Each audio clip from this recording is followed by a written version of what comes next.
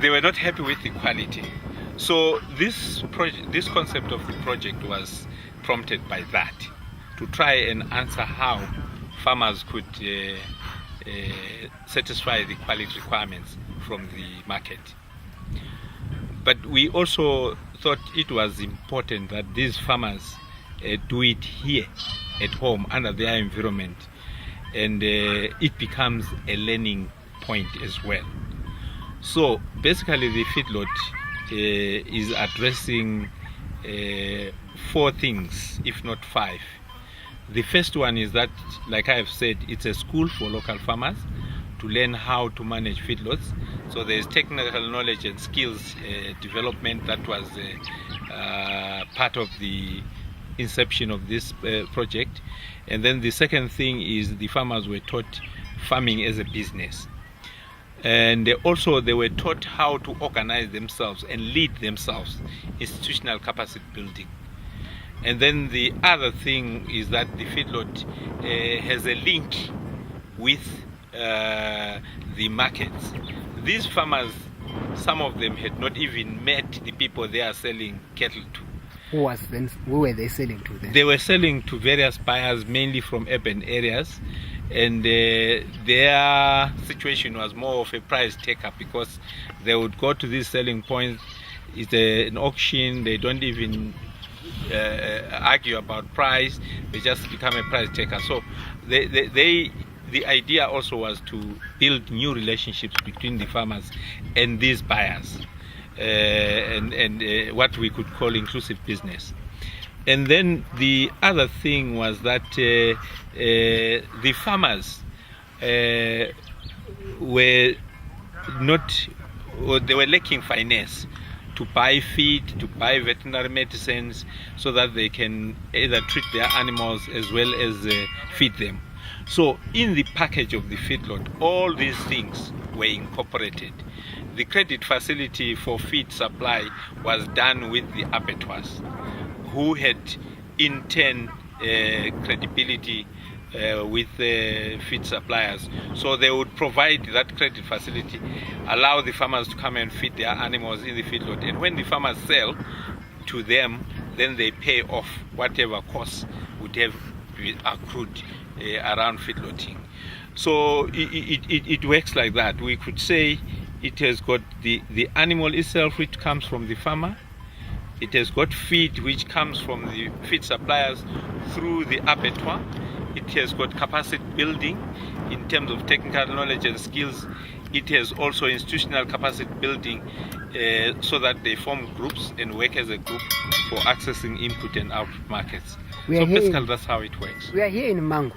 I think this is your pilot project. Yes. But if you could just tell us briefly what has changed since you started it last year.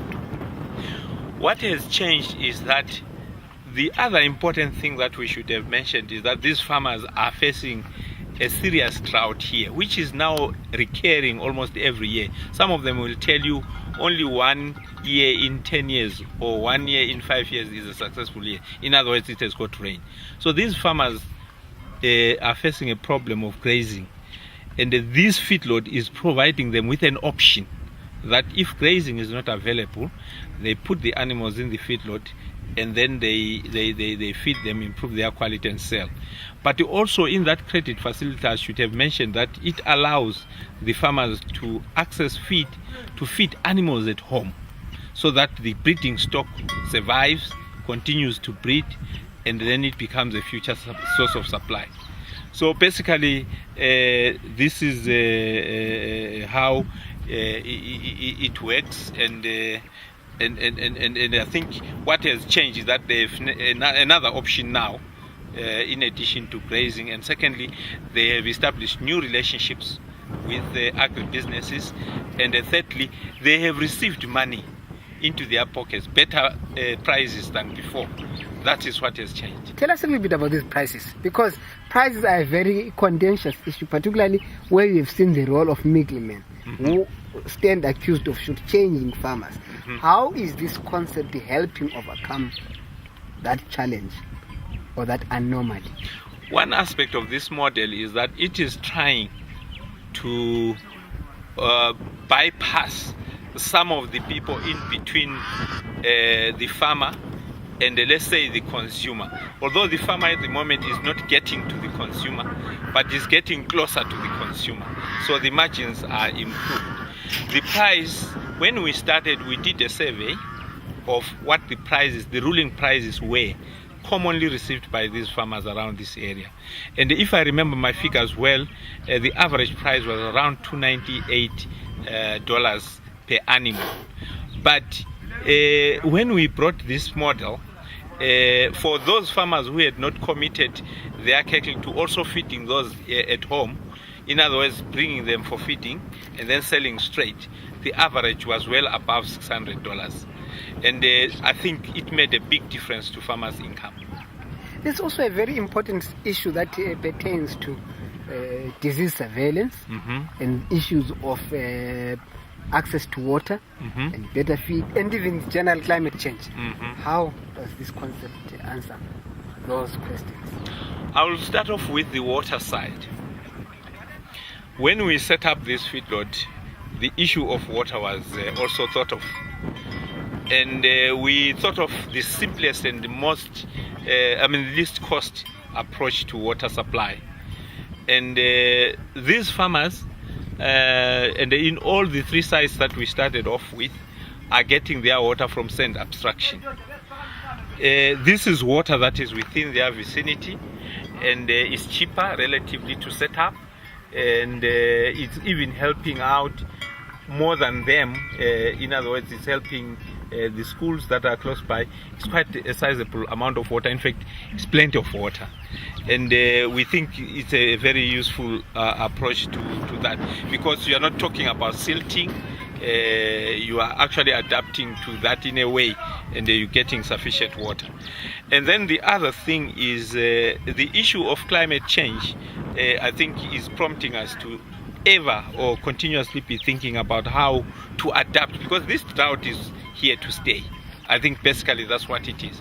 So this feedlot model is providing that option, which in a way is taking pressure off the grazing into confined situations, and then you are using the bag or purchased feed to do that. So it is a way of adapting to climate change. Disease surveillance? And then the disease surveillance story.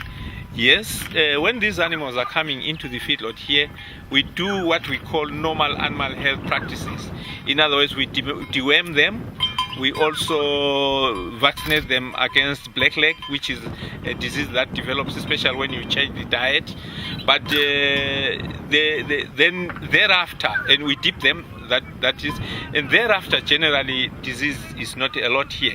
But this situation of running or producing under feedlot situation allows better surveillance, in the sense that the veterinary system or extension people from vet department can easily come and inspect these animals on a regular basis and see that they have no disease, and in fact, because they are not moving, you are not spreading the disease and so on. So it contributes to a way of controlling animals and therefore disease surveillance. How then can this concept be replicated elsewhere? Are there any major costs to starting a concept like this and replicating? In terms of costs, we are talking about the water supply. We are talking about the pens in terms of the crawl, and then also the traps, water and feed, and then maybe the ramp or the handling facility like the race, and then the storeroom for your feed, and the toilet facilities, and that sort of thing. And the total cost is not that exorbitant. We are talking of roughly about 8,000 to set up the feedlot, a simple feedlot like this one, and we are talking about let's say 50 animals, but then you could progressively grow that depending on the demand. And lastly, what are the opportunities for partnerships, given that you have got the whole livestock value chain? How could other partners come in? They are not only just buyers, but those who want to do value addition, leather, for example. Yes, I think this is an area that needs to be promoted. To start off with, working with the abattoirs is a form of partnership which we have started, and then it is important that we rope in other partners, like the feed suppliers are already coming in, and then like you say, value addition in terms of leather and so on, because these animals are being taken care of in a better way, and we think even the hide will improve. So these people can come in even in capacity development to stay or teach the farmers how not to damage the hide so that they keep the value, and so on and so on. But then in terms of replication, particularly in the southern parts of Zimbabwe, this is relevant. Right across to Manicaland, it is relevant, and it can be replicated. The knowledge is here. We have the experiences. People can come for a look and learn visits here, and this will be useful. I know I said my last question, but I want to ask you a real more personal reflection. Did you expect this model to take off the way it has when you were conceiving it and sharing it with your colleagues? Let me tell you that the guy who was my boss then, when I designed this, I had designed another model, a marketing model, and then he said to me, "This one will take long. Can't you think of something else?" And then I thought of this feedlot model. I would say